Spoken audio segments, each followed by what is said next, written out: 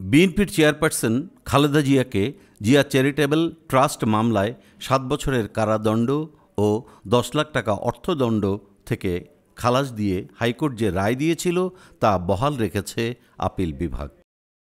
রাষ্ট্রপক্ষ ও দুদকের করা পৃথক ৩টি লিভ টু আপিল খারিজ করে দেন আপিল বিভাগের জ্যেষ্ঠ বিচারপতি মোহাম্মদ আশফাকুল ইসলামের নেতৃত্বাধীন বেঞ্চ। ২০১৮ সালের ২৯ অক্টোবর বিচারিক আদালত এই মামলায় সাজা দেন। তবে হাইকোর্টে আপিলের পর ২০২৩ সালের ২৭ নভেম্বর খালেদা জিয়াসহ ৩ জনকে খালাস দিয়ে রায় দেন হাইকোর্ট।